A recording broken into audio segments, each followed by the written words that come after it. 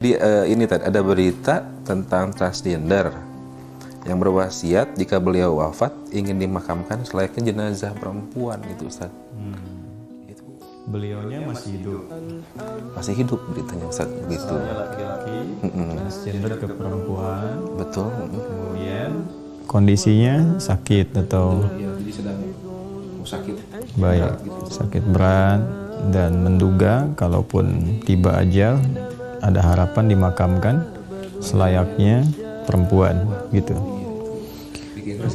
Baik. Yang pertama barangkali kita mendoakan dulu.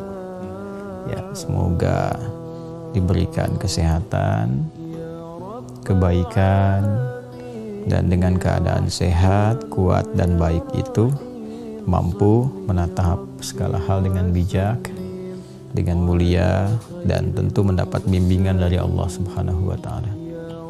Itu yang pertama dulu sebagai adab.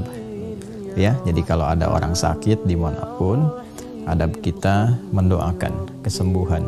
Ya, itu yang paling dekat yang bisa dilakukan. Baik itu muslim ataupun non muslim. Ya. Nah, kemudian yang kedua, baru kita menjelaskan dengan cara yang bijak, yang lembut untuk memahamkan. Boleh jadikan di antara kalangan kerabat, saudara-saudara kita atau teman kita yang belum memahami dengan baik tuntunan-tuntunan dalam syariat. Nah, yang belum paham itu diberikan pemahaman sesuai dengan kadar kemampuan untuk menerimanya dengan baik. Nah, maka kita sampaikan bahwa di dalam Islam mengikat hukumnya bagi setiap muslim orang-orang yang melakukan perubahan tampilan-tampilan fisik, kemudian yang disebut dengan transgender misalnya kekinian.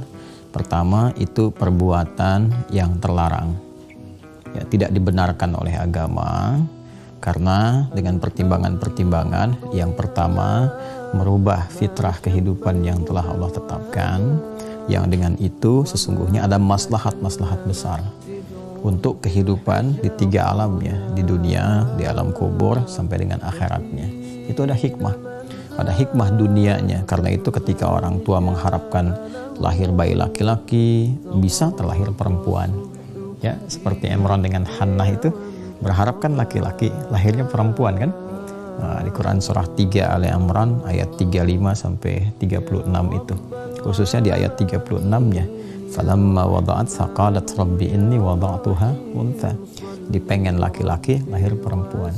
Nah, hikmah diberikan perempuan itu ternyata itu ada maslahat juga, baik untuk pribadinya, dirinya perempuan, juga untuk menyempurnakan keadaan di keluarga, menyempurnakan sifat orang tua, menyempurnakan celah-celah di rumah tangga yang tidak nampak di orang tua itu. Nah, itu kan Allah yang Maha mengetahuinya. Sehingga nanti kemaslahatan sakinah mawaddah rahmah itu terlengkapi, ya kan? Kalau tidak lahir Maryam, bagaimana lahirnya Isa, ya kan? Yesus Mesias alaihissalam kan lahirnya dari Maryam alaihissalam, ya kan? Terus ada hikmah-hikmah kemuliaan di perempuan yang bisa dibaca dari situ. Nah, karena itu dasar yang pertama, tidak boleh merubah tampilan secara fisikal, karena nanti bisa berpengaruh pada kemaslahatan hidup yang telah Allah tetapkan. Manusia punya rasa dan pikiran terbatas.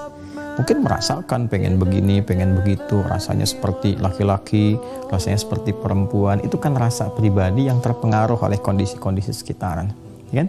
Maka Allah yang Maha mengetahui dengan luas jangkauannya tanpa batas, yang memberikan kepada kita sebuah gambaran-gambaran dan ketetapan. Tidak seperti itu gambarannya. Ada kehidupan ke depan yang lebih luas lagi. Ada maslahat di depan yang lebih baik lagi. Bukan hanya dunia. Di alam kubur nanti ada hukumnya tersendiri, aturannya tersendiri. Dan itu mengikat sifatnya. Di akhirat juga demikian. Nah, karena itu kita dorong, ya, bagi orang-orang yang terjebak dalam kondisi demikian, misalnya melakukan transgender karena dorongan-dorongan tertentu, diberikan pencerahan supaya tidak bergeser dari kemaslahatan hidupnya, kan?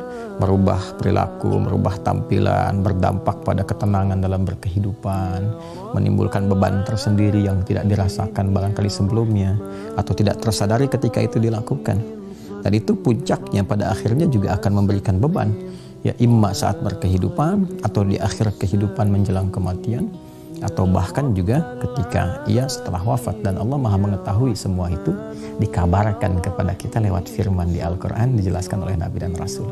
Jadi kita dorong dulu ya, kalau ada yang demikian, kembali kepada jalannya dulu ya, yang awal. Dalam bahasa agama itu bertobat, memperbaiki dulu, beristighfar, memohon ampunan kepada Allah ya. Setelah itu kemudian tadi dikembalikan kepada hukum fikih awal.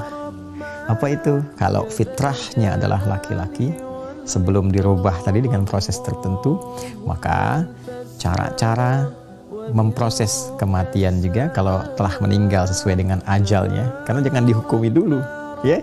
Ajal itu ketentuan Allah, bukan prediksi manusia. Walaupun sebab-sebabnya mungkin terasakan, tapi kalau Allah belum menetapkan, belum terjadi kan? Nah, karena itu kalaupun terjadi, maka dari cara kemudian memandikan, kemudian mengafani, dan seterusnya sampai menguburkan, disesuaikan dengan fitrah awal penciptaannya. Jika laki-laki, sekalipun dia telah merubah tampilan diri, tetap diperlakukan seperti laki-laki.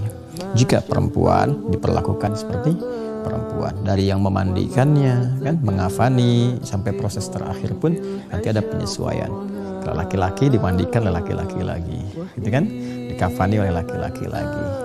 Nah, kalau dalam berkehidupan itu sehat, masih sempat kemudian kita merubah kembali ya kepada fitrah asal, kemudian memperbaiki dengan cara yang baik, bertobat dengan mulia, Masya Allah, boleh jadi itu tanda husnul khatimah kan?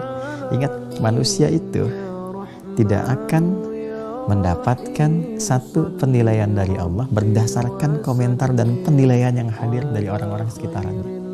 Jadi jangan pernah menjadikan beban hidup kita itu dititipkan pada komentar orang lain. Jangan takut dengan celaan orang kalau berbuat baik. Jangan takut dengan komentar orang-orang dan beban yang orang-orang berikan kepada kita kalau kita ingin memuliakan kehidupan kita dalam pandangan Allah. Karena toh kita pun dihisab bukan berdasarkan komen, like, dan dislike orang lain, gitu ya. Nah, jadi ya seperti itu gambarannya. Nah, terus kalau Roski meninggal mau dimakamkan dengan cara apa? Laki-laki Ustaz. Ya, cara yang baik untuk seorang muslim. Jelas kurang lebih? Jelas.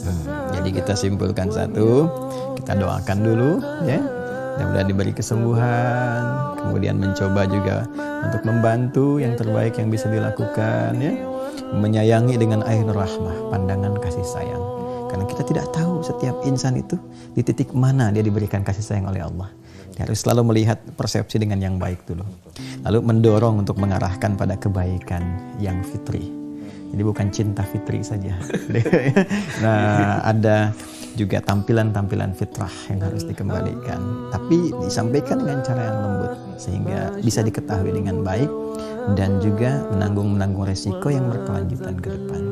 Dan ketiga, dijelaskan jawaban fikihnya, dan dengan itu insya Allah akan memberikan keteduhan tertentu.